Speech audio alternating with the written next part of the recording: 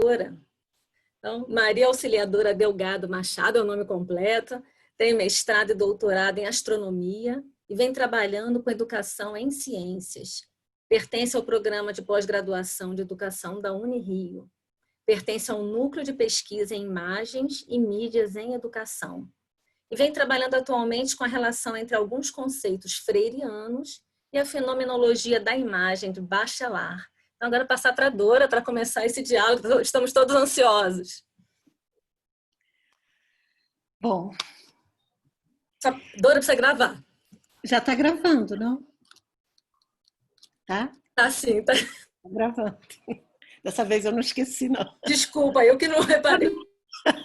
A gente se perde um pouco. Bom, então, vamos lá. Como eu mesmo falei várias vezes na apresentação do Pedro, uma das coisas que a gente ressalta é ele ter conhecido Paulo Freire, é ele ter convivido com Paulo Freire, né? Então, assim, eu queria muito que ele, nesse início, nisso que a gente pode chamar de uma primeira parte dessa conversa de hoje, ele falasse, né, como foram esses encontros com Paulo Freire, né, desde do início da carreira dele, Pedro, até esse encontro inicial, e como é que ele conheceu Paulo Freire, enfim, como é que foram esses encontros, o que é que ele pode dizer para a gente disso, que eu acho que é algo que chama muito atenção para todo mundo enfim, que sabe dessa sua experiência. Bom, Dora, em primeiro lugar, queria dizer que é uma enorme alegria poder estar nesse encontro de síntese, sendo perguntado, né, por você, né, que foi uma grande inspiradora dessas nossas tardes freirianas. Nós vamos falar disso mais ao final, né? Mas eu queria começar dizendo que eu acho que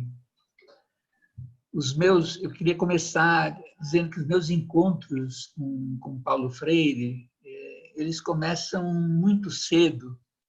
Se eu olhar hoje pelo retrovisor, digamos assim, e for lá atrás olhar as primeiras influências que ele teve sobre mim, né? E eu diria que assim as primeiras influências remontam, né, aos meus estudos na escola secundária, né? Eu tive o privilégio de estudar numa experiência de escola secundária, né, como a gente chamava naquele período, né, na rede pública do estado de São Paulo, que foi talvez a experiência mais ousada de escola crítica, transformadora, né, que se fez nas redes públicas nos anos 60, né, que foram os colégios vocacionais, né, coordenados pela grande educadora, professora Maria Nilde Marcelani. Na proposta político-pedagógica dos colégios vocacionais, Paulo Freire era uma das grandes inspirações, né? O seu pensamento profundamente humanista, inspirado por Mounier, estava ali muito presente, né, na proposta que tinha, né, de formação de valores, né, valores de solidariedade, de valores humanos, né, a ênfase no diálogo que tinha, né, na proposta pedagógica, a ênfase no engajamento social, no engajamento na comunidade, é uma escola a partir de projetos, dos interesses dos alunos, né? Então, eu diria que ali era o Paulo Freire da educação como prática da liberdade, né? A possibilidade de uma escola crítica, renovadora, transformadora. Quem quiser conhecer melhor essa experiência, tem um belíssimo documentário que até o canal Curta andou passando esses dias, chamado Vocacional, uma aventura humana, um documentário do Tony Venturi. Bom, mas eu diria que de maneira mais consciente, né, a presença dele começa a se fazer mais forte para mim na faculdade. Eu entro na faculdade de psicologia da PUC, né, e num núcleo de psicologia educacional, uma opção bastante progressista, né, de uma psicologia sócio-histórica, uma psicologia engajada com os setores populares, né? E ali eu começo a fazer o meu primeiro trabalho como educador popular, né? Num núcleo de favela, na periferia urbana da cidade de São Paulo, né?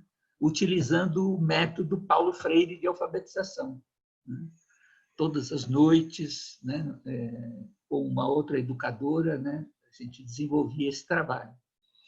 E ali a influência se fez através do Pedagogia do Oprimido, da obra do Pedagogia do Oprimido, que inicialmente chegou para a gente através de versões impressas. Não tinha nem o livro editado, chegavam os capítulos impressos, quase a gente lia de maneira praticamente clandestina, porque era o período já da ditadura militar muito intensa, né?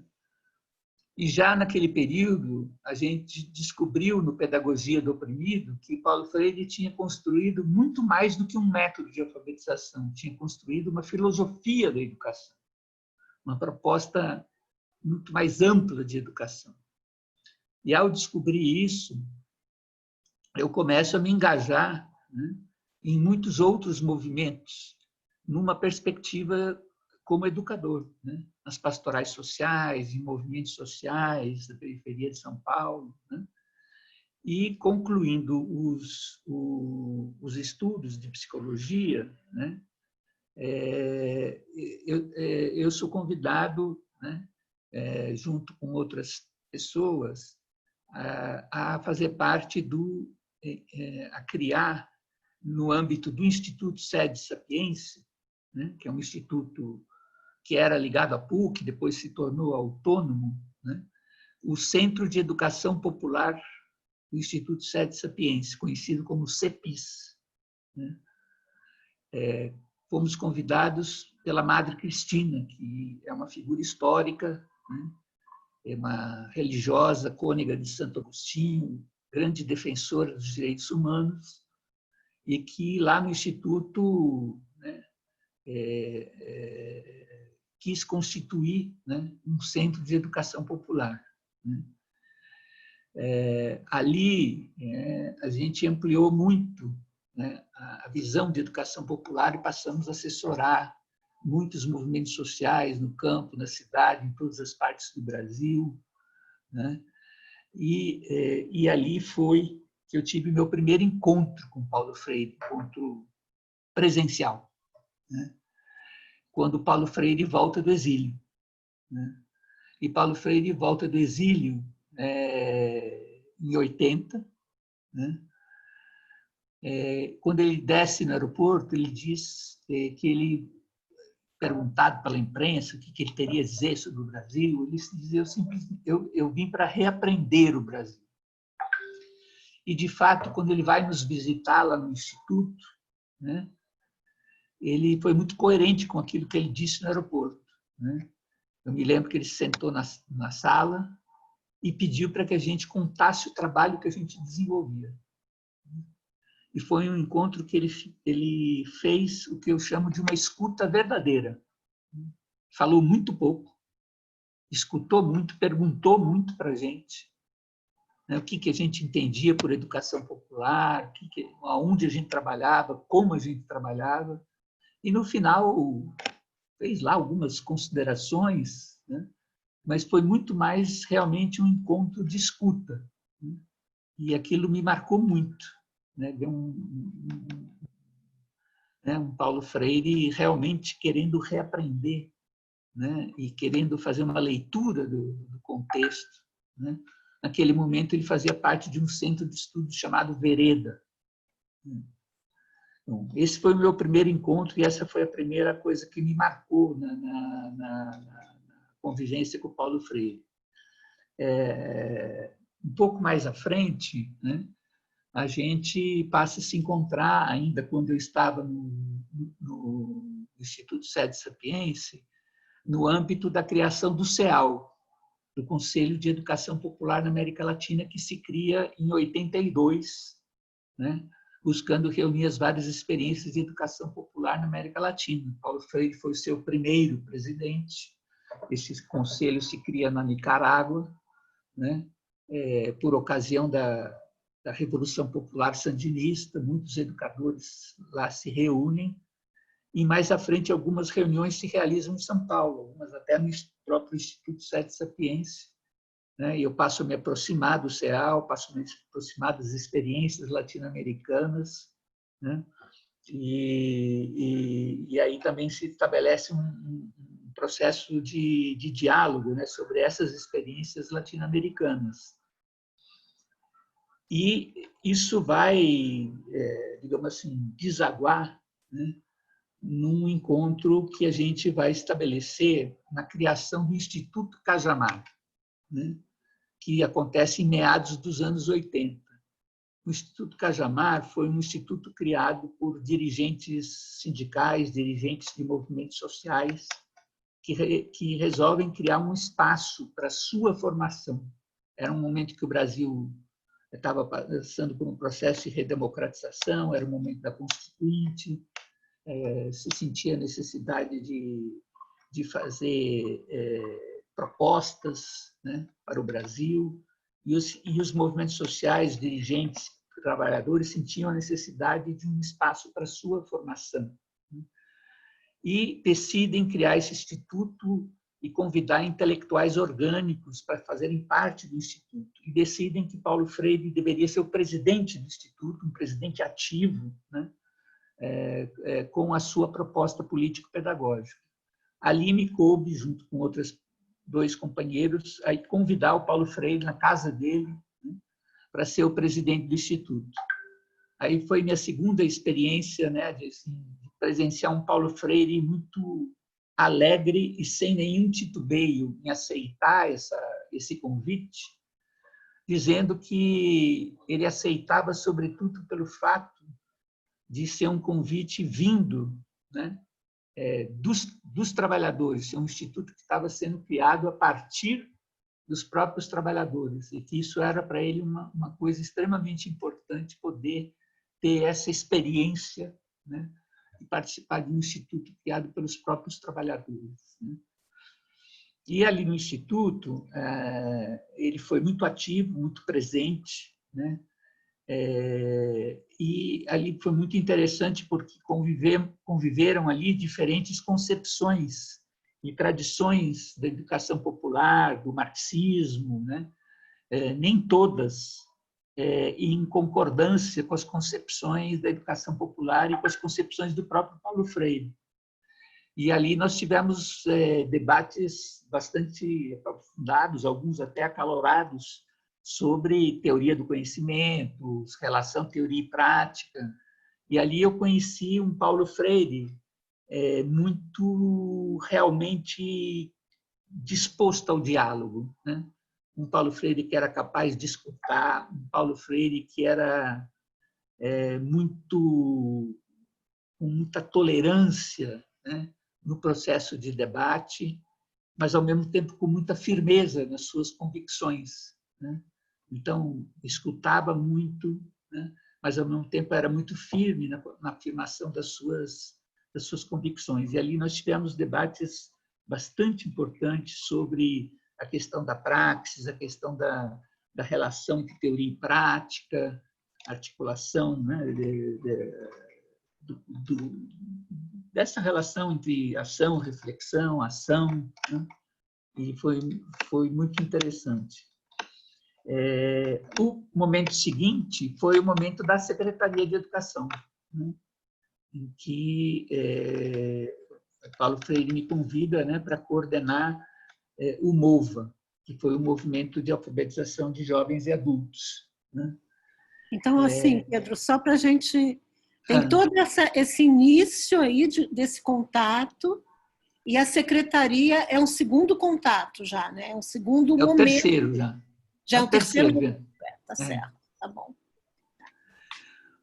O terceiro momento é o convite para ir à secretaria, né? Sim.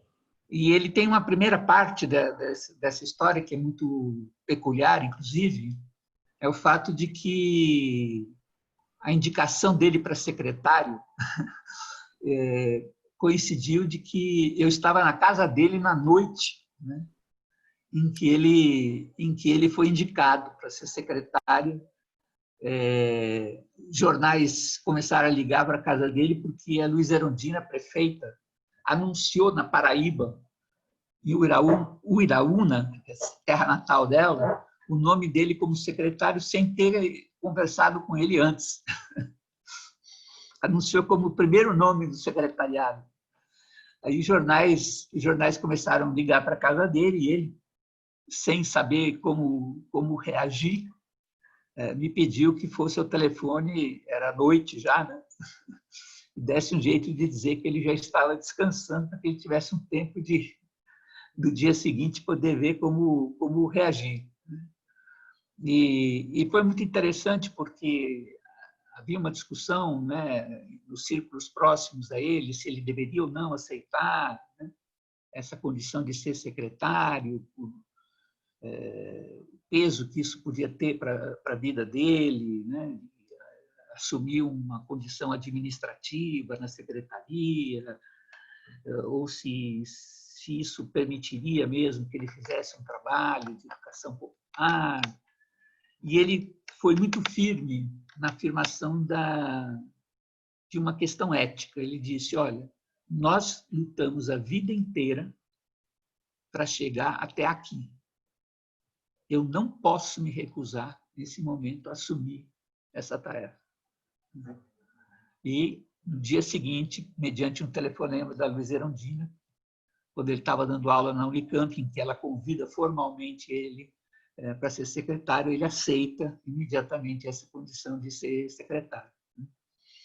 Bom, como nós já vínhamos discutindo a ideia de criar um movimento de alfabetização, né, que fosse uma parceria de movimentos sociais e poder público, né, ele me convida para ir para a secretaria para justamente a gente tentar concretizar um projeto como esse, que depois veio a se chamar de Mova, né? O que eu queria destacar da minha experiência com ele na secretaria, para não me delongar demais? Primeiro, a primeira coisa é o seguinte, no Mova, a preocupação do Paulo Freire a todo momento foi dizer o seguinte: esse movimento que nós vamos criar aqui é um contexto totalmente diferente de tudo que eu já fiz lá atrás, de Angicos, da campanha nacional de alfabetização. Então, por favor, não copiem aquilo que a gente fez lá atrás. Nós temos que criar algo absolutamente novo, com uma leitura do contexto que nós temos aqui agora. Ponto 1. Então, insistiu muito nisso. Ponto 2.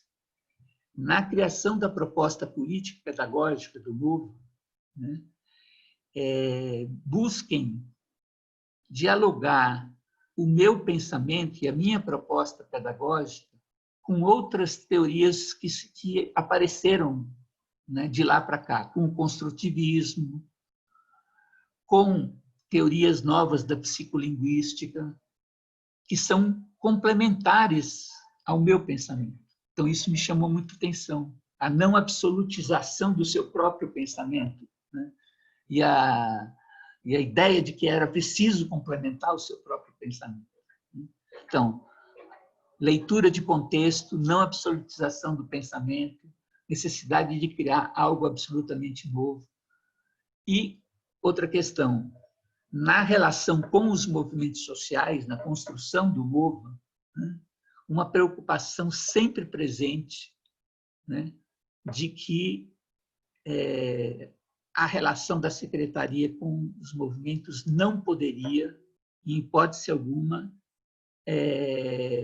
criar nenhum problema para a autonomia dos movimentos. Era preciso preservar a autonomia dos movimentos. Mas, ao mesmo tempo, tinha uma preocupação, né, de assegurar, né, que a relação com os movimentos fosse de absoluta equanimidade, de absoluta transparência, né? Então, ele tinha uma visão muito clara da função pedagógica de governar, né? A função pedagógica dos atos de governar, né? Então, isso me chamou muita atenção nessa experiência. Na vivência lá na secretaria, me chamou também a atenção. Ele, uma tarde, me chamou, né, no gabinete e disse: Pedro, eu quero que você tenha mais absoluta liberdade na criação aqui do seu trabalho. Quero que você se sinta total liberdade para a criação do Movo. A única coisa que eu te peço é que eu esteja informado de tudo, para que eu possa te apoiar tanto nos acertos que você vai ter, como também, eventualmente, nos erros que você pode cometer. Então, isso me chamou também muita atenção, né? Essa ideia, né, da autonomia, né, de trabalho. E uma profunda convicção, né, da necessidade de uma gestão democrática, né, no trabalho da secretaria. Uma gestão democrática, tanto que vinha lá desde o chão da escola, né? Então, a recuperação da função deliberativa dos conselhos de escola, né? Quanto da própria gestão democrática da secretaria. Todos os órgãos da secretaria eram órgãos colegiados. O próprio gabinete do secretário era colegiado. Isso fez com que no momento em que ele decidiu que precisava sair, que foi na metade do seu mandato, o trabalho teve uma continuidade natural. A saída do Paulo Freire, né, entre outras coisas, não provocou nenhuma descontinuidade, né, na proposta político-pedagógica que ele começou a implementar. Então, isso foram vivências assim que me provocaram muitos aprendizados no período da secretaria. No momento seguinte, né, é o momento depois da secretaria, dos anos 90, mas, né, segunda metade dos anos 90, a minha convivência com ele é mais na universidade, na PUC. São Paulo, ele era professor na PUC, eu fiz lá meu mestrado, né? Participei de alguns seminários com ele, né? E aí a minha experiência era sempre de um educador, né, dialógico, né? Sempre procurando refletir a partir das experiências realmente trazidas para a sala de aula, né? E como eu tinha um espaço pessoal com ele, né, a minha experiência de amizade pessoal, né? E o que me chamava muita atenção nas vivências que tive de frequentar a casa dele era como Paulo Freire era uma pessoa que buscava permanentemente a coerência, né? E a coerência no sentido que ele propunha, que era buscar o máximo grau possível, né, de coerência no sentido de fazer aquilo que diz, né, aquilo que prega, né?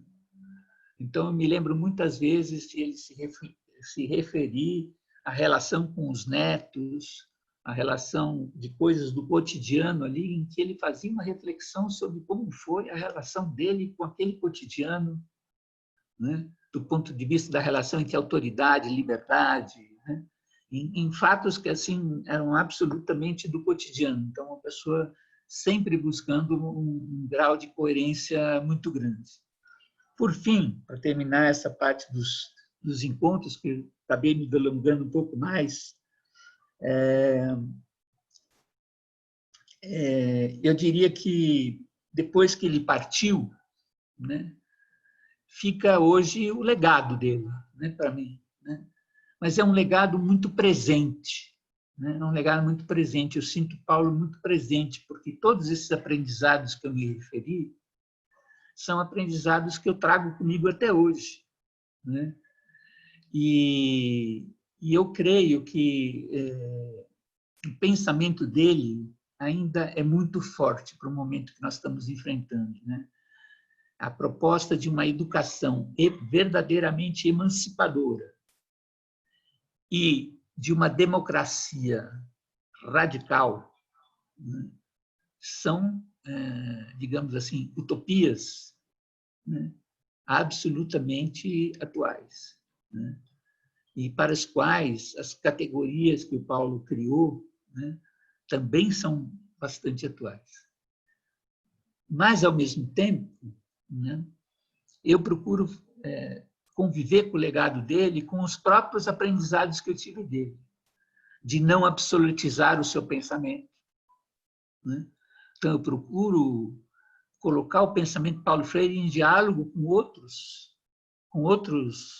outros pensamentos, entender que o Paulo Freire não é capaz de explicar tudo, né? A obra dele não explica tudo, eu preciso buscar outras referências, colocar ele em diálogo com outros, né? Que Paulo Freire viveu num determinado contexto histórico, então nós estamos vivendo um outro contexto histórico muito distinto, então tem aspectos a que ele não pôde se dedicar e que provavelmente seu pensamento então não tem condições de dar uma explicação, né, completa. Nós temos que buscar outras referências. Então eu convivo e portanto nós temos que pensar no legado dele como uma possibilidade de recriação, né? E eu convivo com isso. Então, a campanha que a gente faz no âmbito do CEAL, né, de Paulo Freire vive, né, em defesa do legado de Paulo Freire, tem muito esse espírito, né? Defender o legado de Paulo Freire com esse espírito de recriá-lo, né? Defender as suas ideias, mostrar a força das suas ideias e mostrar a capacidade de recriá-lo à luz das práticas e do contexto que nós estamos vivendo.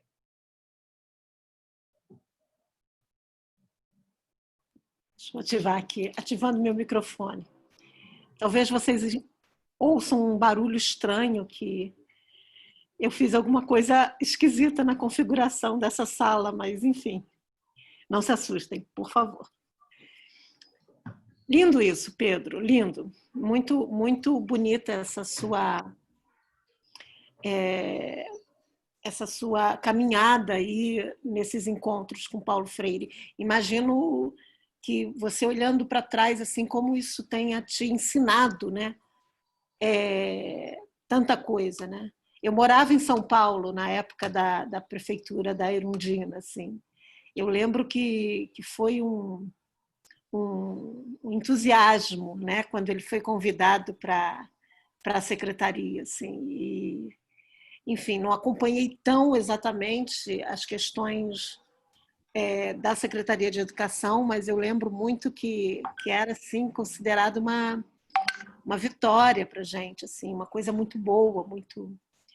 E aí, diante de tudo isso que você aprendeu nesse caminhar, né, nessa questão, e com tanta gente, né, que estava junto nesse caminhar, como é que nesse momento você pensa nisso que a gente está passando, né? Nesse momento de crise, né? Porque a gente escolheu essa palavra tão forte, né? Esperançar em tempos de crise. Então, assim, diante de tudo isso que você viveu e de tudo isso que você aprendeu e que continua aprendendo, como é que chega agora, nesse momento, para você se esperançar em tempos de crise? Legal, Dora. Olha, eu acho que a primeira coisa, eu acho que o esperançar em tempos de crise, né,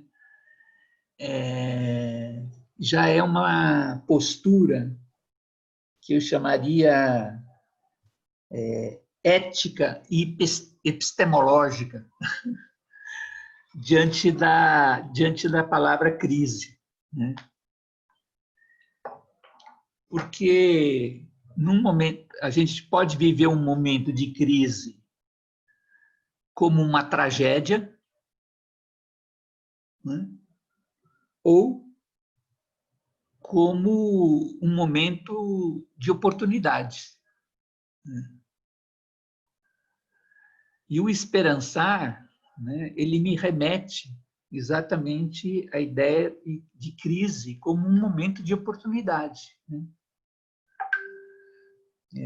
E, portanto, ele me remete a uma ideia que é central na visão do Paulo Freire da história, né, que é a ideia da história como um tempo de possibilidades, né? O Paulo Freire se insurgiu muito fortemente, principalmente a partir da pedagogia da esperança, né? Justamente, que foi uma releitura da pedagogia do oprimido. Ele se insurgiu muito com o que ele chamava da visão fatalista da história. Naquele momento em que, do neoliberalismo, em que se discutia a ideia de que teria chegado ao fim da história, né? Ele se insurgia fortemente contra essa ideia determinista, né, de que o neoliberalismo era o capitalismo, né, é o fim da história, é a única alternativa histórica. E afirmava justamente o contrário, que a história é um tempo de possibilidades e que é possível mudar o curso dessa história, né? Portanto, eu acho que, assim, admitindo que nós estamos vivendo, sem dúvida, esta crise que nós estamos vivendo, né, marcada fortemente pela pandemia, né, ela é um momento inédito. É um momento inédito. Então, acho que a pergunta que nós podemos e devemos fazer diante dela é assim, o que nós podemos aprender, né, deste momento inédito? O que nós podemos aprender desse momento inédito?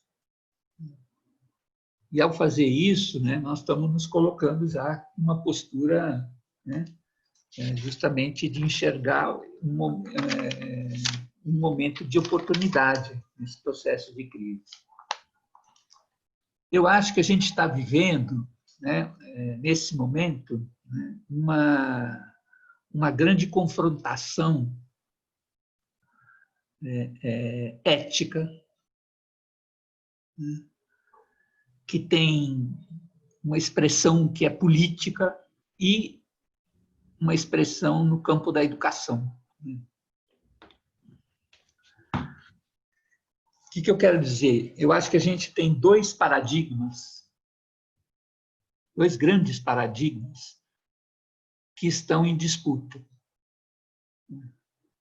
A gente tem um paradigma hegemônico, né, que eu chamaria de um paradigma de morte, né, que é o paradigma do mercado, né, da sociedade do mercado, regida pelo mercado, né, que é movida pela busca do lucro, né, é uma sociedade promotora das desigualdades, né, é uma sociedade, né, que promove as mais distintas formas de discriminação, né, de preconceito e até mesmo de expressões de ódio.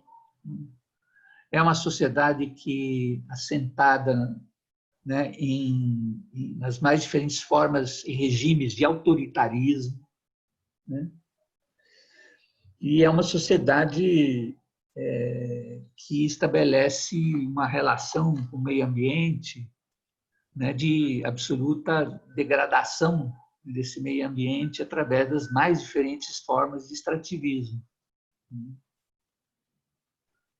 Em grandes linhas, eu diria que É o paradigma hegemônico. Mas, por outro lado, a gente tem um paradigma que vai se vislumbrando, né?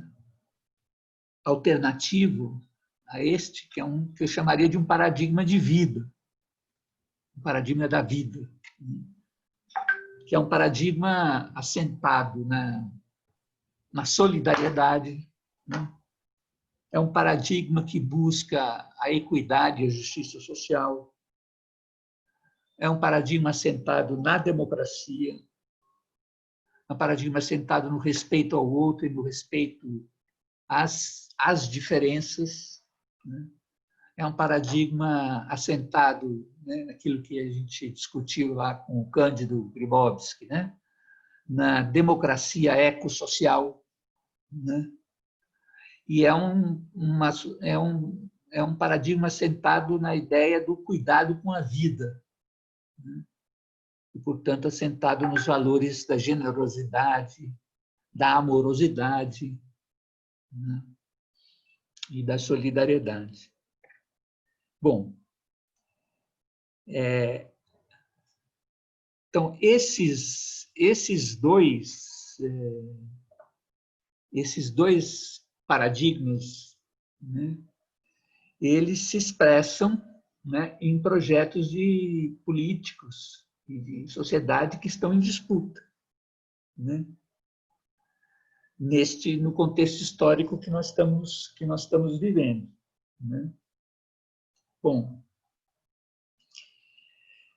onde que entra então aí o esperançar?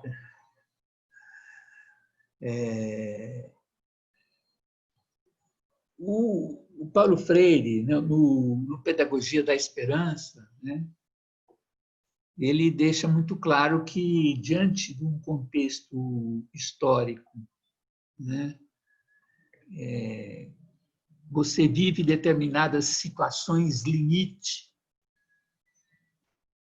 né, desse contexto histórico, que para você superar essas situações limite, você precisa ter um horizonte. Você precisa enxergar um horizonte justamente de esperança. Você precisa ter uma utopia, algo que você consiga enxergar além, que é justamente o que ele chama da esperança. Mas esse enxergar, ele tem que estar movido por ações, né? E é por isso que, para ele, é a ideia do esperançar, essa utopia que está lá na frente, ela é uma utopia alcançável, né? Através de ações, né? Através do esperançar. E como que a gente chega lá? Né? A gente chega lá criando experiências, né? E criando práticas, né, que demonstrem que é possível se chegar naquele horizonte utópico. E aí entra o conceito dele dos chamados inéditos viáveis. O que são os inéditos viáveis? Então, são práticas, experiências. Vamos pegar aí banco comunitário, né? Moeda social, né? Práticas agroecológicas, né? Experiências de escolas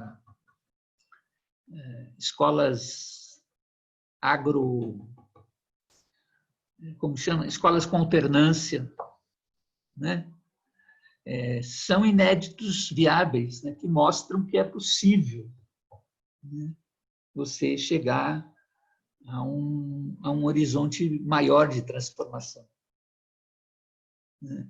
E o esperançar são as ações, né, que desenvolve, né, para construindo esses inéditos viáveis, poder chegar nesse horizonte de de transformações. E eu penso que, nesse sentido, né, a gente está construindo muita coisa. Né? Se a gente for olhar, né, tem muita coisa se tecendo, né, através de redes, né, se tecendo na sociedade civil, sobretudo, né, que apontam nessa direção. Né? Eu acho que isso coloca dois grandes desafios, né, para a educação popular. Né? O primeiro deles, né, seria assim, como a gente pode visibilizar, né,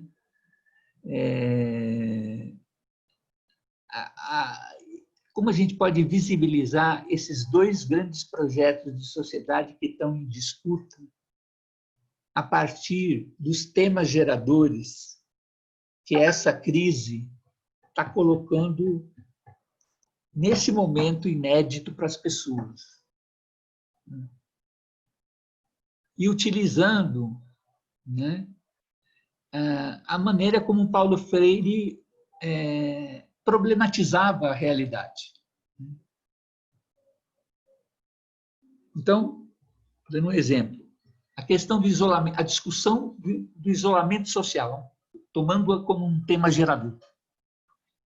Né?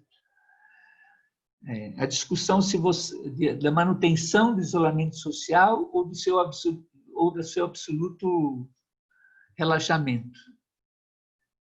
No fundo dela está a discussão desses dois paradigmas de sociedade. Né? Então, qual é a pedagogia que a gente faz, né, de desocultação, né, que tem da discussão desses dois projetos de sociedade a partir do tema do isolamento social, né? Fazendo aquelas 4 perguntinhas que Paulo Freire, né, costumava propor, né? A favor do quê e de quem, né? Contra o quê e contra quem, né? Como um caminho, né, para esse processo de problematização. Né? Será que, se a gente... outra máxima aí que muitos andaram dizendo aí no meio dessa pandemia, estamos agora todos no mesmo barco. Né? A gente poder fazer uma discussão sobre isso, será que estamos todos mesmo no mesmo barco? Será que todos estamos vivendo essa crise no mesmo barco? Eu acho que com certeza não. Né? Tem gente que está de lancha, tem gente que está em bote salva-vida e tem gente que está perdido, nadando sozinho, sem nenhum bote salva-vida, sem nada.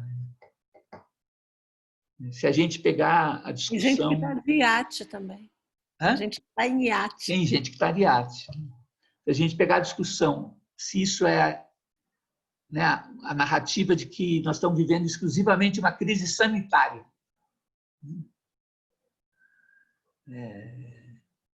Como que a gente, né, problematiza essa narrativa, né, no sentido de mostrar que, na verdade, nós estamos vivendo uma crise de um modelo civilizatório. Né? A questão da volta à normalidade. Né? A qual normalidade? Né? Na verdade, nós estamos buscando construir uma outra normalidade. Né? Então, são temas, né, que geradores, que a problematização, né, que Paulo Freire propunha, né, nos permite discutir esses dois projetos de sociedade. Mas, para isso, é preciso, né, justamente a metodologia, né, proposta por ele. Então, acho que esse é um primeiro grande desafio. Nós estamos também muito envolvidos nesse momento de crise, né, com as chamadas práticas de auxílio emergencial. Né? E nessas práticas de auxílio emergencial, né, a gente está muito desafiado a a ver como trabalhar determinadas questões, né? Como a questão dos direitos, né? Versus o assistencialismo, né? A questão da solidariedade, o valor da solidariedade versus a caridade, né? A questão da revalorização do território, né? Onde as pessoas vivem, né? E a valorização da sua auto-organização nas comunidades, né? Como a gente faz um trabalho no sentido de que, ao receber, entre aspas, as cestas, né, básicas, né, que não seja simplesmente um processo de recepção de cestas, mas que isso contribua para um processo de auto-organização das próprias comunidades. Bem, o segundo grande desafio é que esses projetos de sociedade que estão em disputa também no terreno da educação, como eu disse, né? E eu acho que nós nunca tivemos um momento assim tão oportuno, né, de discutir uma outra educação possível, né? Uma proposta de uma educação crítica, emancipadora, fundada em processos de aprendizagem, né?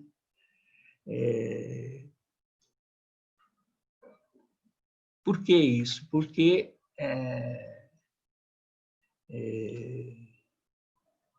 existe, né, no projeto hegemônico aí, né, a tentativa de simplesmente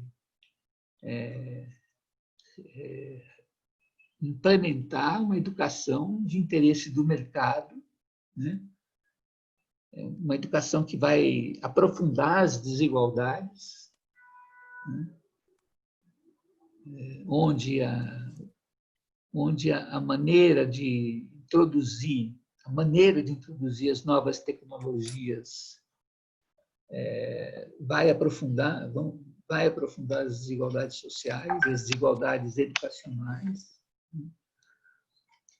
onde a escola, né, pode passar a deixar de fazer sentido, né? Então a gente precisa começar a discutir, né, uma outra proposta de educação, né, onde a gente possa né, debater e possa apresentar propostas alternativas, né, rediscutindo o papel da escola, né, revalorizando o papel da escola, não lhe retirando a sua função, mas rediscutindo a sua verdadeira função, rediscutindo a sua relação, né, com os pais, rediscutindo sua relação com a comunidade, o papel dos educadores, né, rediscutindo o papel, né, da virtualidade, das novas tecnologias, né, como apoio às relações presenciais, né, rediscutindo, né, a relação da escola com o território, né, trabalhando com essa ideia do território educativo, né, que permite que a escola se articule com outros atores no território que são também entes educativos, né, organizações sociais, movimentos sociais, equipamentos culturais, né? Enfim, nós podemos nós estamos num momento muito oportuno, eu acho, né, de discutir o que é educação e de que educação nós precisamos.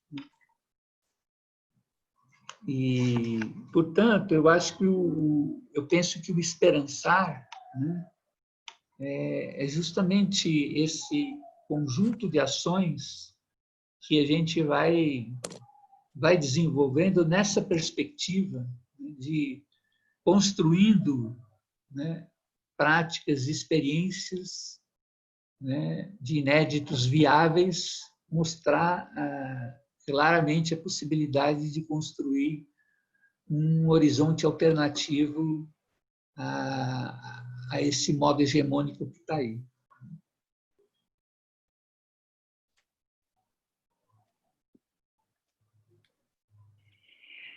É muito bonito ouvir você falar, Pedro. Assim, eu, pelo menos, estou aqui muito emocionada, apesar de já ter convivido com você um pouquinho, ter ouvido e ter discutido com você. Ficou muito bonito essa sequência que você fez para chegar no esperançar e nos inéditos possíveis.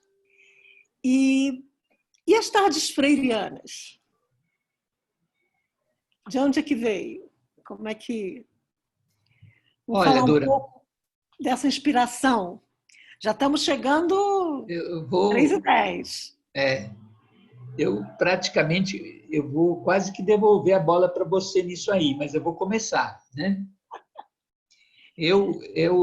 Quando cheguei à Unirio, né, como professor visitante, eu fui instigado, né, a propor um curso, né,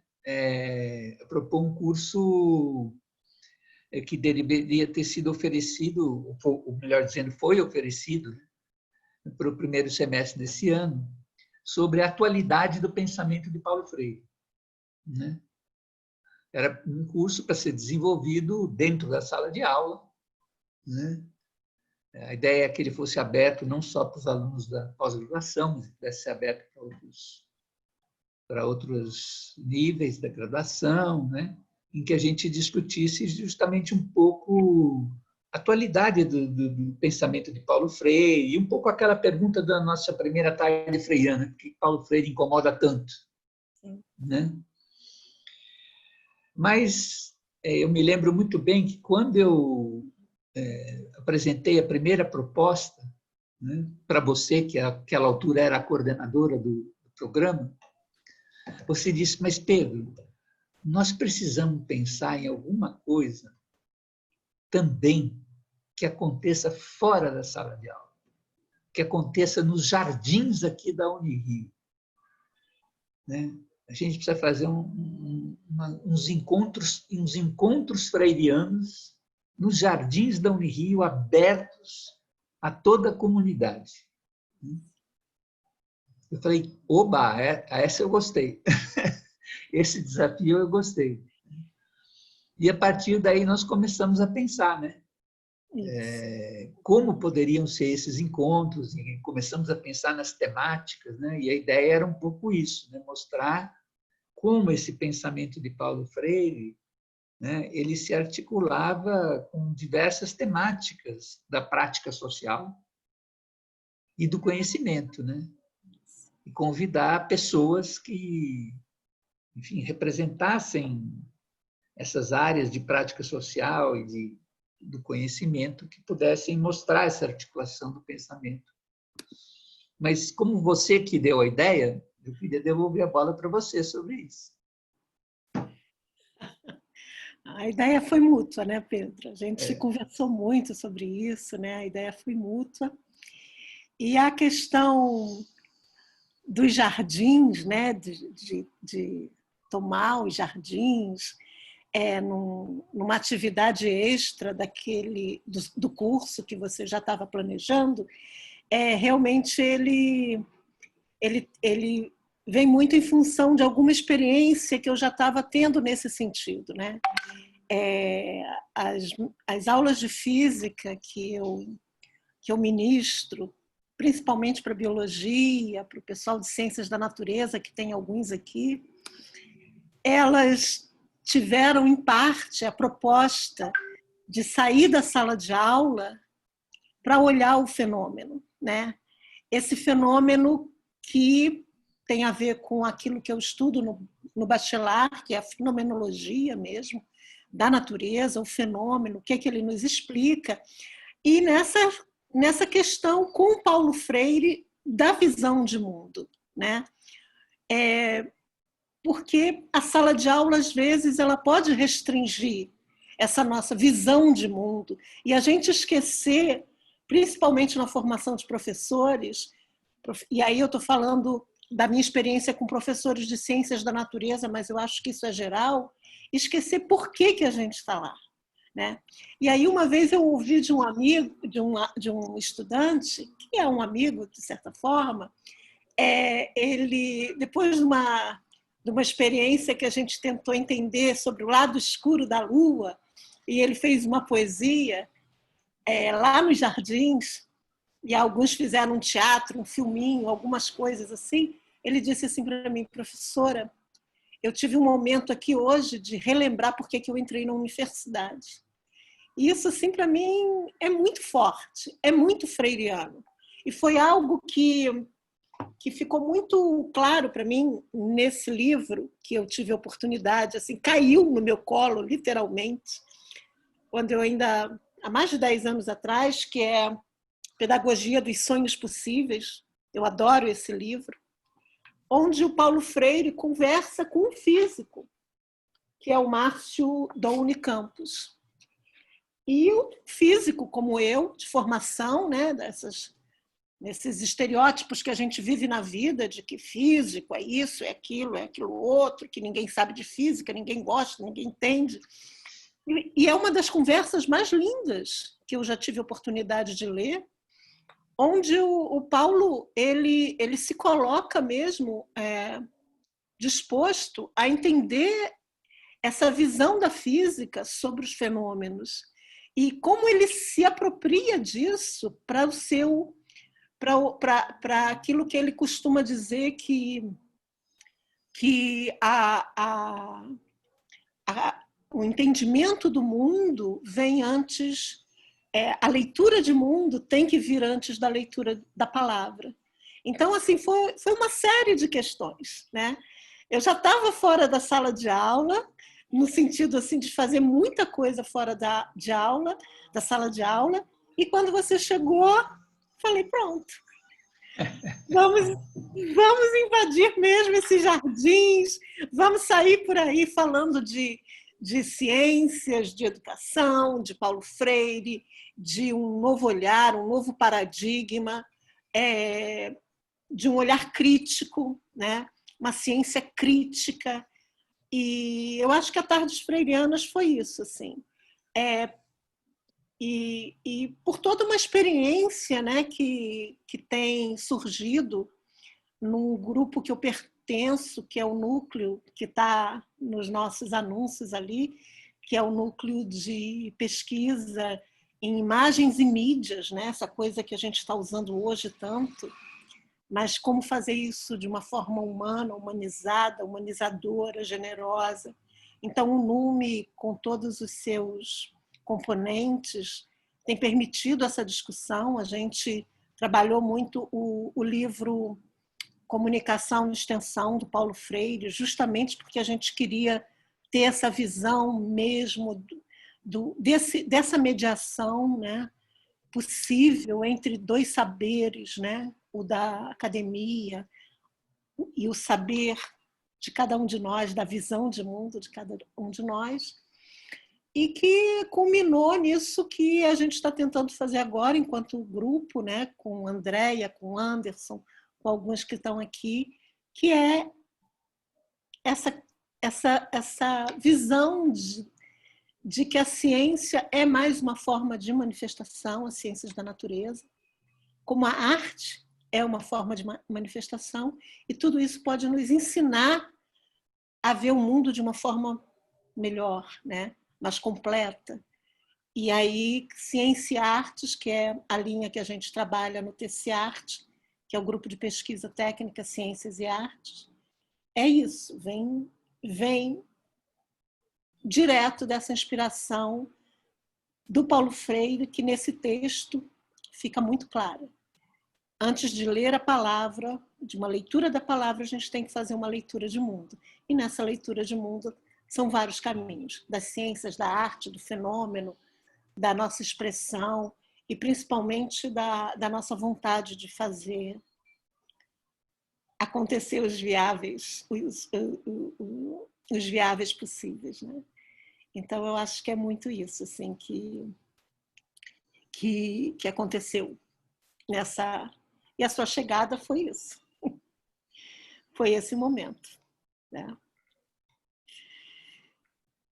Ai, fiquei emocionada agora. Bom, é isso, assim, não sei como Você é que a ia gente... falar da Guaracira, né? Pois não sei se alguém tem alguma pergunta, se alguém quer falar alguma coisa, mas, assim, e também não sei se todo mundo que está aqui conhece, mas nessa caminhada, principalmente do núcleo, né, do NUME, teve uma pessoa que foi fundamental, que foi a professora Guaracira Gouveia, né, a quem eu dedico essas tardes, apesar dela ter sido planejada diretamente com você. A Guaracira estava nessa inspiração, ela participou comigo, ela me deu sugestões, ela incentivou como sempre, e desde o início eu conversei com você de que eu gostaria muito de dedicar esse... Silvelena Silveira saiu da reunião. Silvelena Silveira ingressou na reunião. Eu não sei por que está fazendo isso. Mas Silvino Rex saiu da reunião. Eu gostaria muito de dedicar essa série de encontros à Guaracira Gouveia, e aí eu vou pedir licença para fazer uma homenagem a ela e ler um pequeno texto que eu escrevi e que eu vou tentar compartilhar aqui com vocês, e espero que esse voice-over aqui não me atrapalhe, mas, enfim, é o que a gente tem para hoje. Como diria minha avó, não está dando certo, não sei se está dando certo. Vocês estão vendo a tela? Fabiana e votou todos. Gratidão em poder esperançar numa tarde junto com todas e todos. Sou uma curiosa de Paulo Freire e agradeço à Rede de Educação Cidadã que me apresentou esse caminho lindo. Gente, eu acho que nem vai dar para a gente fazer isso. Vocês estão me ouvindo? Sim. Sim. Estão vendo a tela? Não. Não. Não, então, enfim, eu não consegui compartilhar a tela que a gente preparou. Vou tentar de novo, só mais uma vez. Dora, tenta no share screen. Tá, já conseguiu, acho. Você iniciou o compartilhamento de tela. Seu compartilhamento de tela está pausado. Você está compartilhando a tela. Gente, é ridículo isso, né? Agora sim, Dora. Então, essa é a professora Guaracira, para quem não conhece, foi a criadora do programa de educação, do programa de pós-graduação em educação da Unirio, era coordenadora do nosso núcleo, do NUME, faleceu no último dia 16 de junho, e é uma pessoa que eu dedico todo esse Liana momento... Borges, todos. Liana 13 Borges, @hotmail.com para receber informes. Eu não vou ler o que eu Dora tinha Sugimoto feito saiu da reunião. por conta disso. Por conta desse som, que eu não sei de onde veio. Eu não sei o que eu fiz, mas provavelmente fui eu. Mas fica aqui a minha dedicação nessa foto, inclusive, que foi feita, e a arte, inclusive, pela Andréa Tis, como uma homenagem da turma, da primeira turma de doutorado, que ela também foi uma das batalhadoras para ser implementado na pós-graduação da Unirio. Então é isso, eu acho que enfim. E para terminar mesmo, assim, não sei se o Pedro quer falar alguma coisa, mas para terminar a minha fala, eu vou indicar para quem quiser entender um pouco disso que a gente fala da ciência e da arte. Kelly Teixeira, todos. Tive o privilégio de ser aluna da professora Guaracira. Linda homenagem, professora Maria Auxiliadora. Gratidão. Auxiliadora é ótimo. Ah, gente, olha, tinha que ser comigo, né? Essa finalização, assim. Tinha que ser eu, cara. Tinha. Mas tudo bem, gente. É isso aí. São os inéditos possíveis e a gente vai levando. A única coisa que eu queria falar para vocês é que, em termos de ciência e arte, a gente pode ser crítico, sim. Tem uma música do Emicida que está aqui, que eu vou tentar botar Emília no Santos, tô final. a todos, muito Mas, bom. enfim, é uma música chamada A Ordem Natural das Coisas.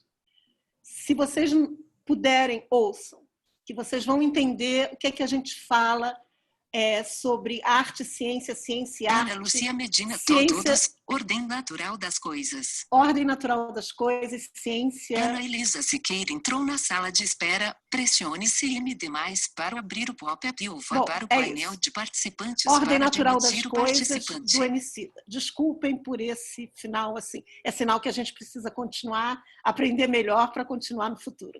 Eu vou desligar o meu microfone e deixar o Pedro resumir aqui as nossas tardes freirianas. Pedro.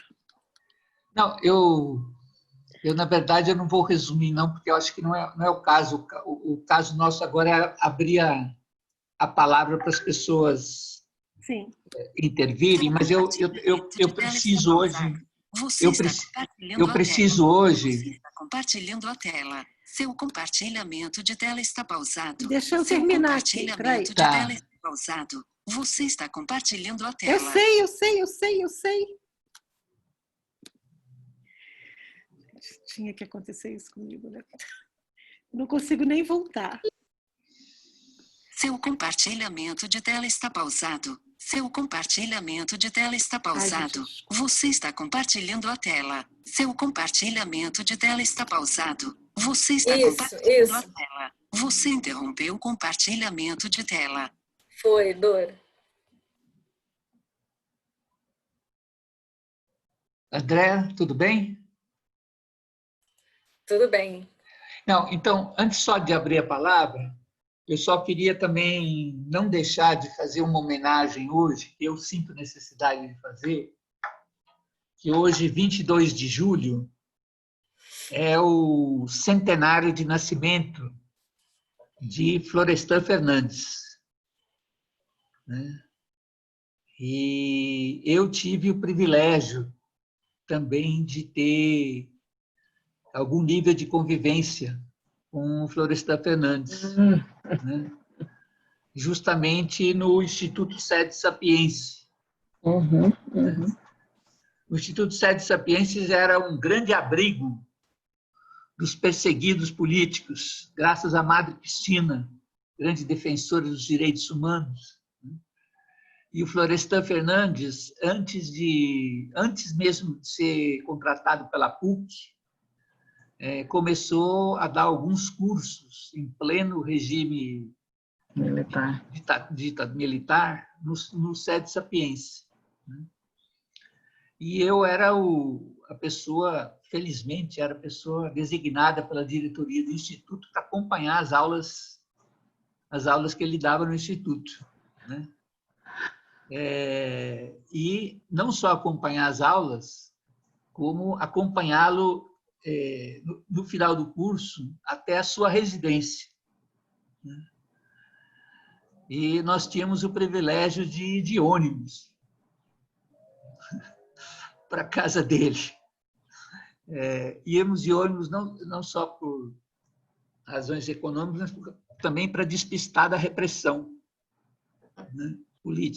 policial. Era uma maneira mais segura dele se deslocar para a casa dele. Então, eu acompanhava no final do curso, era uma vez por semana, e ali nós tivemos grandes conversas.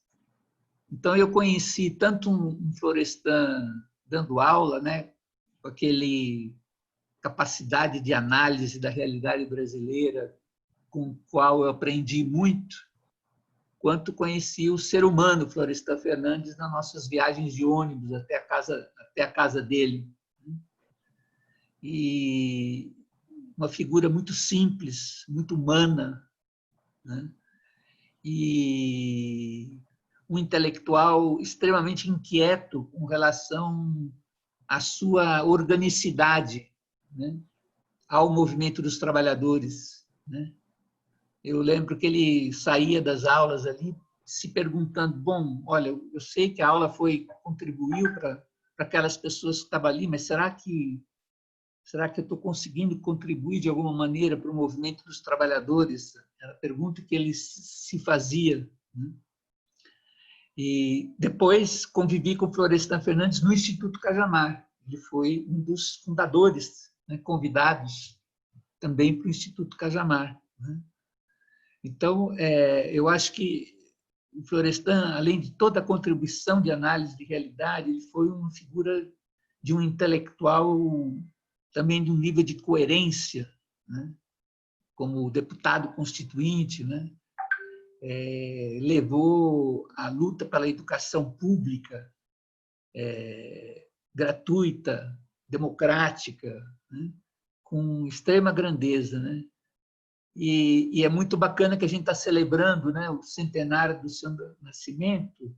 No dia seguinte, é uma vitória extremamente importante que a gente teve ontem, né, que foi a aprovação do projeto do Fundeb, né, que a gente tem que comemorar, que é uma vitória da sociedade civil, né, é uma vitória da campanha nacional pelos direitos à educação, né, e todas as forças que compõem a campanha, né? E então, nossa homenagem a Florestan Fernandes também nessa tarde, eu dedico essa tarde também ao Florestan, né, por toda a contribuição legado que ele deixa para nós, tá bom? Então, Andréa, você pode abrir a palavra aí para as pessoas que quiserem comentar, perguntar, colocar o seu esperançar, os inéditos viáveis que estão criando. Bem, primeiro falar que foi muito bom, né, conversar, ouvir vocês dois conversando e quanta coisa nós temos para aprender com vocês dois, né? E a Cecília Figueira fez uma pergunta. Ela não sei se ela gostaria de fazer ao vivo. Deixa eu, Dora, ver se você acha a Cecília Figueira. Se ela não aparecer, eu vou ler a pergunta. Deixa eu ver que alguém botou alguma... A Cecília está aqui. Cecília, você gostaria de fazer a pergunta diretamente?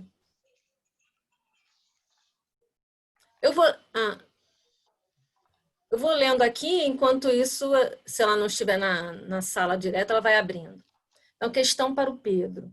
Diante dessa massa compressora, hegemônica, de dominação, com tantos recursos e meios pesados, como você vê que podemos fazer a contranarrativa de informações e de formação hoje nas periferias? Como atingir novos corações e mentes? Que conteúdos e instrumentos podemos usar? Por onde você começaria este movimento de esperançar?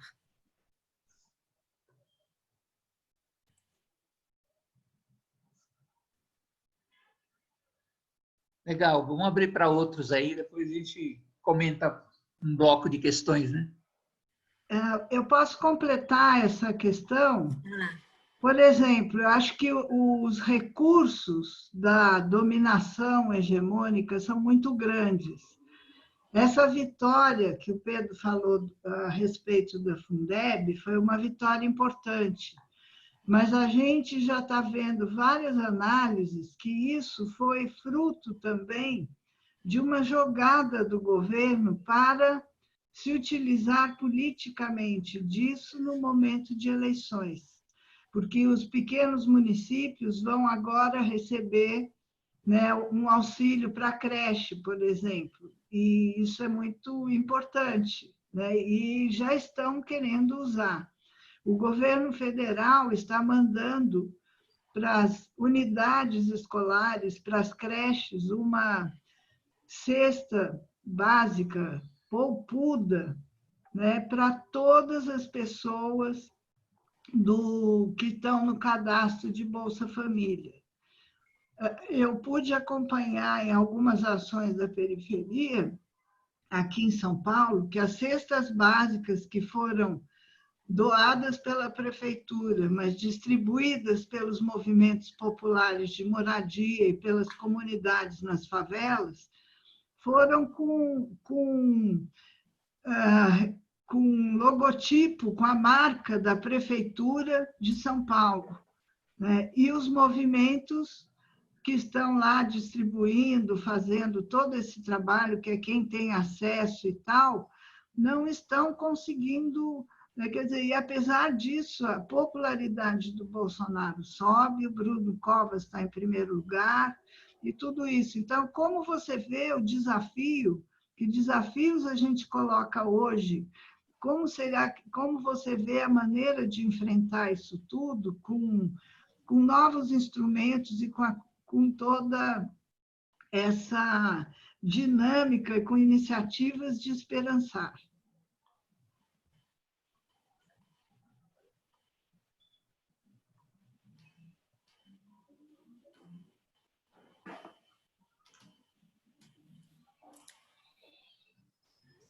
Nós não temos outras perguntas, né, diretamente, mas temos vários comentários, várias pessoas agradecendo essa oportunidade de participar das tardes freirianas, agradecendo a Dora e ao Pedro. Então, Pedro, gostaria de sugerir que já fosse começando a responder, que enquanto isso vai dando um tempo para as pessoas acrescentarem algo. Olha, eu acho que a gente tem, assim, que a gente tem algumas experiências, eu tinha até selecionado para comentar, né, que são experiências de modo alternativo de atuar na periferia, né, que são pistas para a gente, né? Então, por exemplo, tem algumas experiências de articulação, né, da produção do movimento de trabalhador, do movimento de sem terra com as periferias urbanas, que têm sido muito interessantes. Por exemplo, na Paraíba, em João Pessoa, tem uma experiência chamada Alimentando com Afeto, né? Então, o que é isso, né? Todos os sábados, né, o movimento do Sem Terra doa alimentos, né, agroecológicos para 4 ocupações, né, em área urbana de João Pessoa, né, onde foram construídas nessas 4 ocupações cozinhas comunitárias. Então, o que acontece? Esses alimentos chegam, né, e a comunidade é convidada a se organizar para cozer os alimentos, né, na cozinha comunitária. Então, a partir do trabalho com os alimentos na cozinha comunitária e da discussão do reaproveitamento integral, né, dos alimentos, né, e do trabalho mesmo com os alimentos, né, se pode fazer toda uma discussão, por exemplo, da importância da reforma agrária, né, da importância de uma alimentação saudável, né, da relação entre a reforma agrária e o desenvolvimento da cidade. E experiências como essa estão acontecendo em todo o Brasil, né, desse tipo de articulação. Então, eu acho que esse é um tipo de experiência. Tem uma outra que eu acompanharia indiretamente aqui em São Paulo, que é a Escola Nacional Paulo Freire, né? É uma escola gerida também pelo MST, mas também pelo Levante Popular da Juventude, que fica aqui na região do Ipiranga, em São Paulo, né? Então, o que eles estão fazendo? Eles estão atuando em 2 bairros próximos da região onde se situa a escola. Estão trabalhando com um grupo de 103 famílias, já há 3 meses, né, doando cestas básicas, atenção jurídica e atenção de saúde, né, para essas 103 famílias. Né? E agora eles começaram um trabalho que é um curso gratuito de formação de voluntários dessas comunidades para serem agentes populares de saúde, né? Que vão atuar nessas próprias comunidades.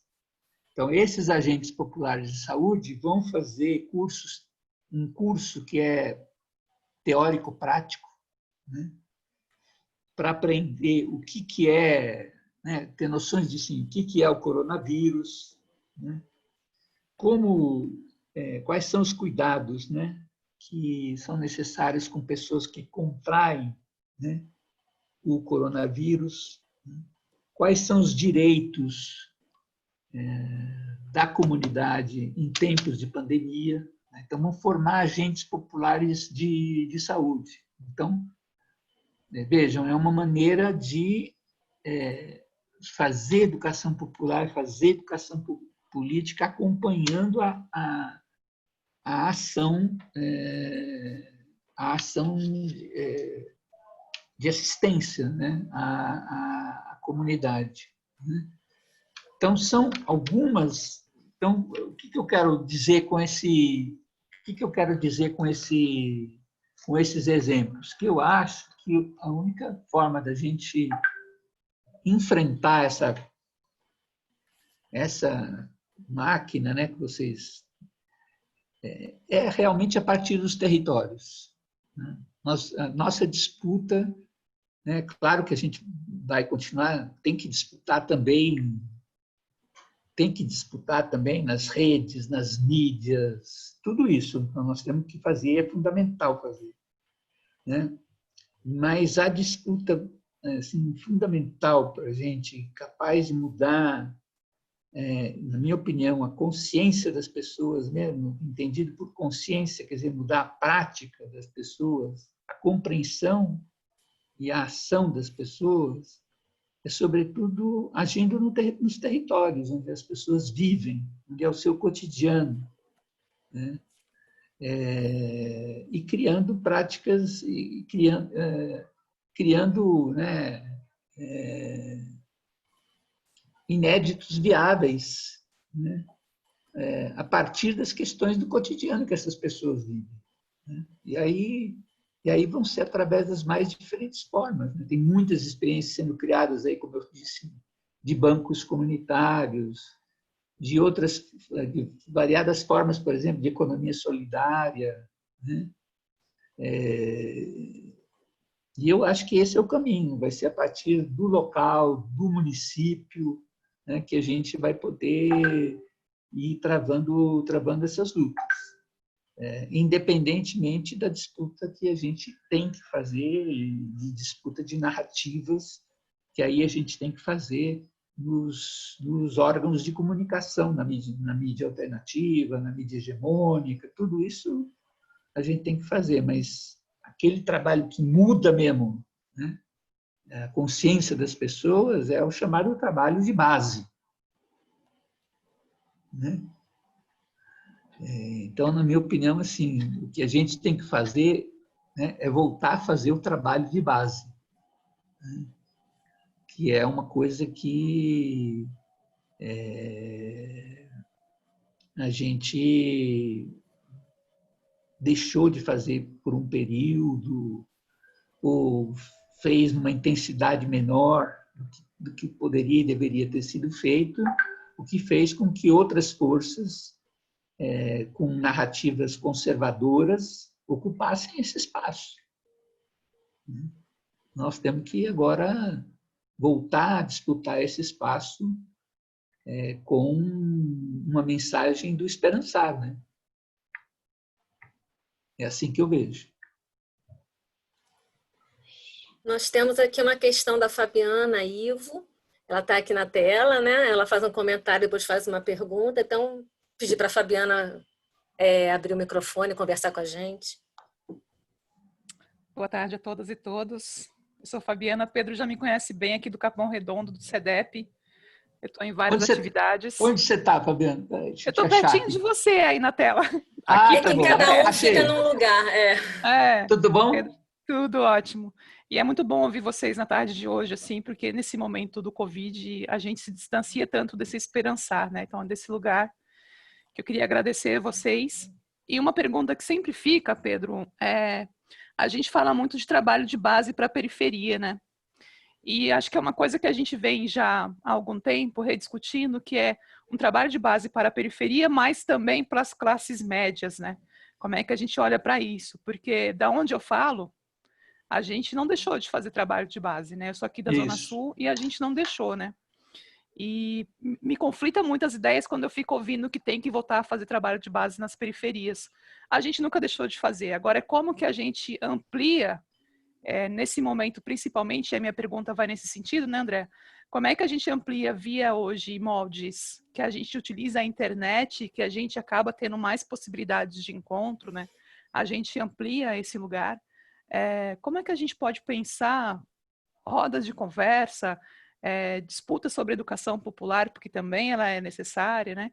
Como é que a gente pode pensar isso otimizando por meio da internet, né? Por onde chegar, né? Quais são os caminhos possíveis, assim? O webinário é nesse momento do nosso encontro é mas como é que a gente pode ter outros espaços como esse, né? Porque eu trabalho com rap. Eu não deixei de fazer trabalho de base a partir do Emicida, que eu fiquei muito feliz quando a Maria trouxe aqui, né? Então, é exatamente desse lugar que a gente vem falando, né? Então, como é que a gente amplia isso hoje via a internet, que é o que está sendo possível? Obrigada, Fabiana. Tem uma questão também da Jéssica. Jéssica, poderia abrir o microfone? Olá, boa tarde. Primeiramente, muito obrigado pela oportunidade. A minha questão também tem tudo a ver com o que a Fabiana acabou de dizer. Como fazer esse trabalho de base justamente nas classes médias. E aqui eu falo de um lugar que é muito comum à minha realidade. Eu moro na zona norte de Niterói, né, que é uma cidade da região metropolitana do estado do Rio de Janeiro. Só que, assim, eu fico numa situação muito difícil de dialogar com as pessoas que estão próximas, aos meus vizinhos, assim, porque não tem como haver essa ponte, não tem como haver esse diálogo. Eu gostaria de procurar esses caminhos, assim, saber como que a gente pode criar esses caminhos e como vocês falaram, né, que esses inéditos viáveis, que eu achei maravilhoso, porque eu vejo que o trabalho de base nas periferias sempre aconteceu. Eu fiquei encantada com a atitude que estava acontecendo em São Paulo, se eu não me engano, agora eu esqueci o nome da comunidade lá, que todos se juntaram e fizeram era nem um mutirão, eles estavam completamente organizados, tem enfermeiro, tem bombeiro. Paraisópolis. Sim, maravilhoso, assim, sabe? É uma coisa que nos bairros assim, de classe média é uma coisa meio cada um por si, é uma guerra, sabe? Então, justamente levar esse pensamento freiriano para uma realidade que eu possa dialogar, né? De onde eu saí, que eu quero dar esse retorno também. Obrigada, Jéssica. Então, são essas duas questões. Antes de devolver para a Dora e para o Pedro, tem também dois comentários do Carlos Oliveira e da Emília, falando da experiência com o professor Reinaldo Fleury na Unirio, fizeram também uma aula no Jardim, e a construção coletiva deu origem a um livro, Colonialidades e Resistências. Vou divulgar, mas está aqui no bate-papo para quem quiser ler os detalhes. Então, devolvendo então para a Dora e para o Pedro, para conversar sobre essas questões apresentadas. Quer comentar, Dora? Bom, vou me arriscar a vocês serem invadidas por essa voz aqui. Essa voz do outro mundo, mas enfim. Vou pedir para ninguém sair, né? Porque aí não faz barulho nenhum. Ninguém sai da sala agora. Eu me arriscaria a dizer que com as pessoas mais próximas, isso que compõe mais ou menos a classe média, porque eu concordo plenamente, o trabalho com as classes mais periféricas ele nunca deixou de existir, ele existe em diversas de diversas maneiras. A grande aprovação de estudantes negros no último vestibular, no último Enem, é uma prova disso, dos cursinhos vestibulares das comunidades. Ou seja, tem muita coisa acontecendo, nessa pandemia, inclusive. Agora, eu fico me perguntando, e aí eu volto ao Emicida e a tantos outros, se um bom caminho para isso não seria a arte. Se a gente não pode, com a arte, a partir da arte, pela arte, chamar a atenção dessas pessoas, porque a arte é tudo, gente. A arte mobiliza a gente. E eu não digo essa arte vendida, não. Essa arte vendida que eu quero dizer em outdoors ou em coisas que são consumidas. Mas a arte no sentido da expressão mesmo, de dar voz a esses artistas de diversas expressões que estão por aí falando disso, falando da diferença social, falando da fome, falando do racismo, das questões da mulher, de todas as minorias, a partir de poesias, de cordel, de peças de teatro. Tem tanta gente tentando se expressar e, às vezes, a gente fica ali presa a um único canal que mostra aquela coisa há 300 anos e não se dá a essa novidade. Eu acho que a gente tem que olhar para o nosso povo e trazer essas pessoas, trazer para o nosso irmão, para o nosso primo, para dentro de casa, uma poesia, sabe, a gente não está fazendo festa atualmente, mas vamos conversar sobre isso, vamos levar para as nossas salas de aula, vamos mostrar que esse povo está se expressando. E não é dar voz a eles, porque eles têm voz, eles estão falando. A gente é que tem que ter ouvido para ouvir. Então, eu verdadeiramente acho que se a gente olhar para um mural e chamar aquele amigo nosso, você viu o que está desenhado aí? E começar a chamar a atenção e botar essa arte brasileira no nosso sangue e começar a assumir isso, sinceramente, para mim, o inédito viável dentro de tudo isso que a gente está vivendo vem através da expressão artística do nosso povo e da nossa mesmo. Está na hora da gente também fazer arte, se expressar artisticamente, porque talvez a gente possa, em vez de brigar com aquele nosso primo, ou com a tia, a gente possa, de repente, capturar algum olhar, algum sentido que ficou ali adormecido. Então, assim, eu tenho certeza que o Pedro vai dar uma contribuição talvez mais aprofundada dentro das questões freirianas. A minha contribuição verdadeiramente é essa. A partir do momento, eu sou professora de física, tenho muito orgulho disso. A partir do momento que a arte entrou nas minhas aulas, eu tenho certeza que muitos estudantes se sentiram libertados do peso que a física era para eles. E eu acho que é isso que a gente tem que fazer nesse momento.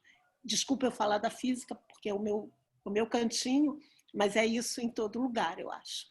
E a gente tem tanta coisa bonita, e sei lá, é a minha contribuição. Pedro? Legal.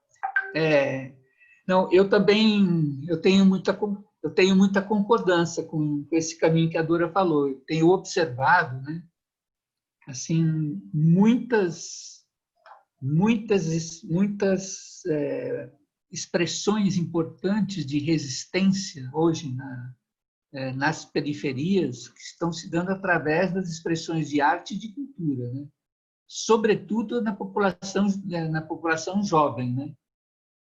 Sobretudo na população jovem, não só, mas muito fortemente. Então, eu também acho que um caminho muito forte é o caminho da arte e da cultura. Aliás, isso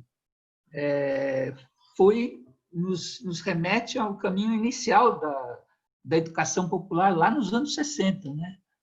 onde as práticas de educação popular estavam muito ligadas às práticas da cultura popular, né?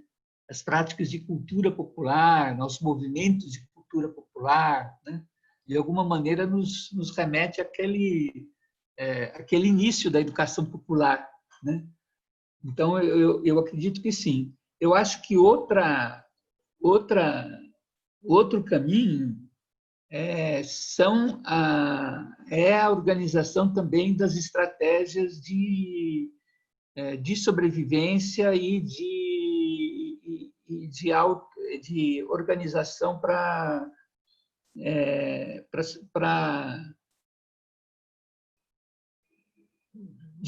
de organização econômica da população. Então, aí eu acho que as práticas da chamada economia solidária, né, também estão ocupando um espaço, crescendo, né, uma ocupação de espaço extremamente importante como forma também de organização da população, porque elas envolvem uma dimensão que é fundamental também da vida das pessoas, que é a dimensão da sobrevivência, a dimensão da vida econômica das pessoas, né? E eu queria dizer que eu concordo muito com a Fabiana e também com a Jéssica. É verdade, não se deixou de fazer trabalho de base na periferia, né? Sobretudo para práticas como a do SEDEP, que conheço muito bem, né? O SEDEP nunca deixou de fazer. Mas o que eu acho que precisa a gente ter claro é o seguinte: quando eu estou falando em trabalho de base, do nosso ponto de vista, eu estou falando de trabalho de base numa perspectiva emancipadora, né? Então, assim, há muitas áreas ainda na periferia, né, que nós não alcançamos no sentido de fazer um trabalho de base numa perspectiva emancipadora, que estão ocupados, digamos, por outros atores que fazem trabalho de base numa perspectiva que é, digamos, domesticadora, que é mistificadora da realidade, né? Então, é nesse sentido que eu falo assim, que foram áreas, né, que sejam movimentos sociais, sejam partidos políticos, sejam, sei lá, setores de classe média que eram ligados à universidade, que costumavam fazer trabalhos na periferia, deixaram de fazer nessas áreas, né? Deixaram de ocupar espaço nessas áreas e que esses espaços foram ocupados por outros. É nesse sentido que eu falo, né? Agora, acho que quem sempre fez, continuou fazendo, né? Continuou fazendo, continuou realizando o trabalho de base. Não tenho dúvida disso, né?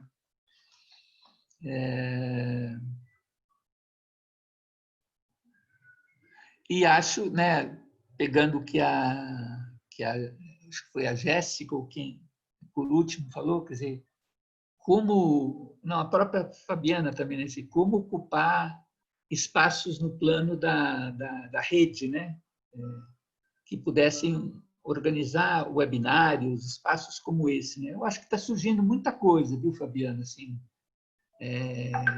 a quantidade de espaços de debate sobre educação popular, sobre Paulo Freire, que estão acontecendo, é uma coisa assim que eu não consigo acompanhar, né? Jamais todos eles, né? Estão surgindo muitas iniciativas. Então, eu acho que, e à medida que a gente for criando... Outro dia eu participei de uma muito legal, né? Numa sala Zoom como essa, né? Uma reunião em que a gente pôde se dividir em trabalhos de grupo, né? Era uma reunião que começou como assim, né, em plenária, digamos assim, né, um círculo como esse, e depois foi dividido em tema, tinha um texto, aí dividimos em pequenos subgrupos, cada subgrupo discutiu um aspecto do texto, depois voltou para a discussão geral. Então, são instrumentos que permitem até você fazer processos mais participativos, mais dialogados, dependendo de você saber o manejo, né, desses instrumentos, né? Então, acho que muita coisa pode ser explorada ainda, né, também nesse meio virtual, né, para a gente avançar nesse processo de discussão. Bem, gente, acho que o horário está um pouquinho adiantado. Eu vou ler aqui os últimos comentários.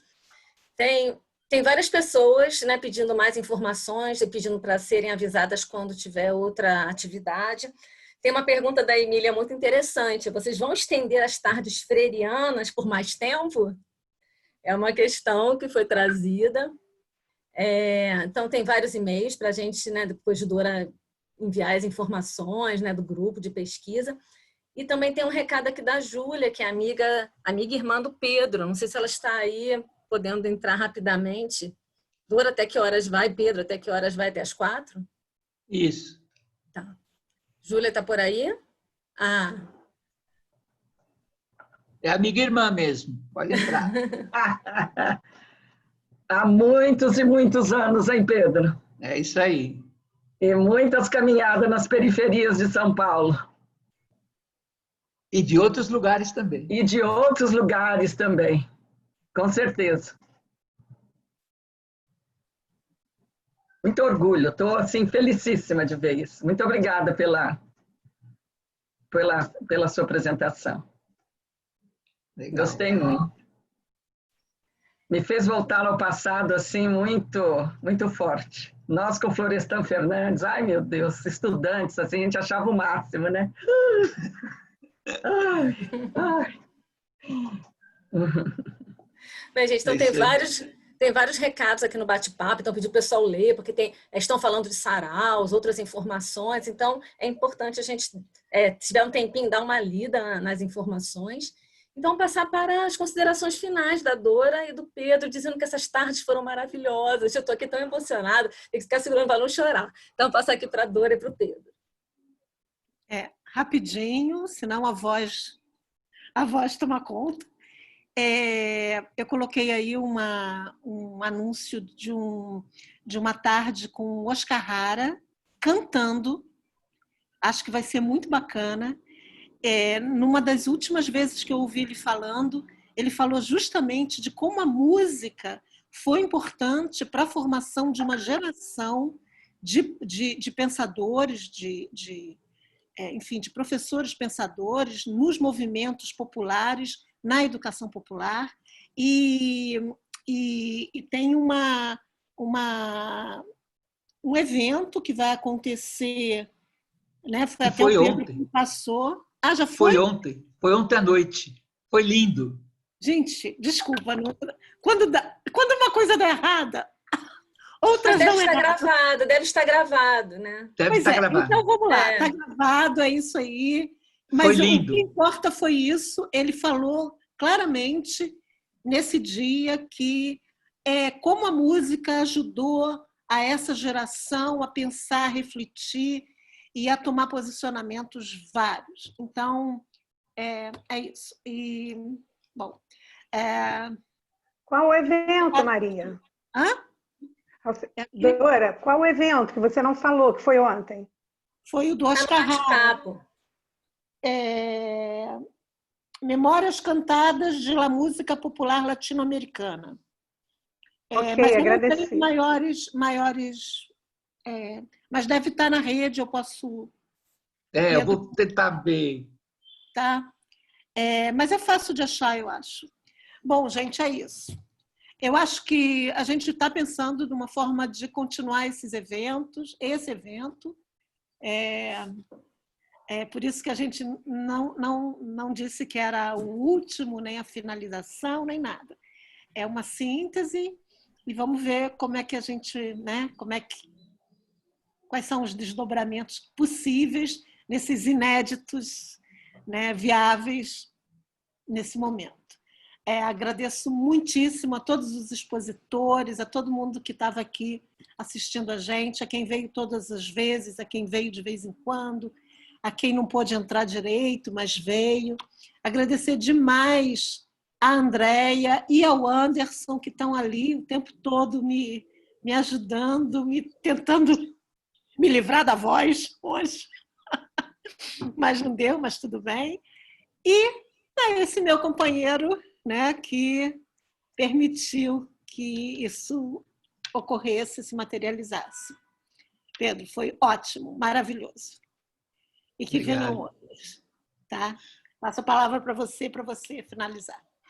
Então, gente, eu também queria dizer que esse momento é de síntese de uma coisa que eu espero realmente que tenha continuidade. Aliás, eu acho que hoje a gente já tem uma pauta inicial, né, para as próximas tardes freirianas, já tem uma ideia, eu acho que já tem uma tarde freiriana seria o tema das artes, né? Das artes e Paulo Freire, já tá, pode ser a primeira do próximo ciclo já, né? Talvez uma sobre economia solidária e Paulo Freire, né? E eu queria convidar também a vocês que participaram, né, de maneira mais permanente também, a que sugerissem temas que vocês ficarem instigados, né? Mandem para a gente sugestões, né? De temas que vocês gostariam de ver aprofundados numa discussão de uma tarde freiriana, né? Para que a gente considere, né? E veja possibilidades de convidar pessoas que possam fazer esse diálogo também, né? Acho que ficaria muito bacana a gente receber sugestões e contribuições de vocês. Agradeço muito também aos expositores que participaram, a Regina, uma delas que está aqui conosco hoje, né? E queria agradecer demais também ao Anderson e André pelo apoio que deram em todas as sessões, né? Aos participantes, sobretudo, né? Aqueles que tiveram todas as sessões, os que chegaram hoje, e especialmente a Dora, né? Que foi essa parceira aí desde as primeiras ideias, né? Que fazia o convitinho toda semana para que eu pudesse repassar, né, para todo mundo, com quem eu discutia, né, qual devia ser o enfoque da sessão, né? Enfim, foi a parceira em todos os momentos nesse processo e certamente continuará sendo parceira nessa continuidade que a gente pretende dar a essas atividades. Tá bom, gente? No resto, vamos seguir esperançando por aí, né, e construindo outros inéditos viáveis. Pedro, eu gostaria de sugerir, Pedro e Dora, se o pessoal pudesse abrir as câmeras para a gente tirar a foto do pessoal na sala. Quem puder abrir a câmera para a gente tirar a foto do grupo. Como são 2 páginas, então vou tirar da primeira e depois da segunda. Todo mundo capricha, né? Um sorriso. Todo mundo um sorriso. Então, foi lá da primeira. Só um minutinho.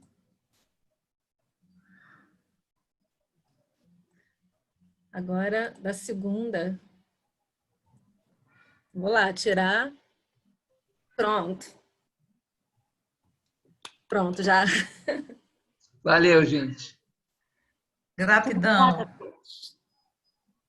Tchau, pessoal. Tchau, tchau. Obrigado, gente. Beijo, Dora. Beijo, Pedro, Anderson, pessoal todo. Obrigado, viu? A voz foi embora. A voz foi embora, né? Sei não. Ô, Dora, depois você tenta ver nesse multi, tenta ver nessa configuração, se é alguma coisa... Não, o inédito não viável. Mas ficou animado, pelo menos, né? Ficou animado, sim. Ficou animado. Acontece. Para mostrar que a gente tem que conviver com o inesperado, né? Tem um item que se chama Audio Settings. Que é a configuração de áudio. Tá bom, tá? Tá bom, tá? Agora, né? Nos 40 segundos. De qualquer forma, eu vou tentar botar aqui a música que eu tinha separado para as pessoas que estiverem saindo ouvir, se der. Ah, sim, do Emicida, né? Pois é. Se não der também, tudo bem. A música é linda. É o que temos para o dia. É o que temos para hoje. Maria Alice Garcia saiu da reunião. Não dá certo, não. A voz voltou. Deixa para lá. Deixa para lá. Mas a música vale a pena. Vale a pena mesmo, né, Anderson? Você ouviu, não viu? É lindinho. Não. Eu Não ouvi, ouviu, muito boa. Eu botei lá no nosso grupo. Como chama a música? A ordem natural das coisas. Eu vou te mandar. Eu te mando. Manda sim. Lindo.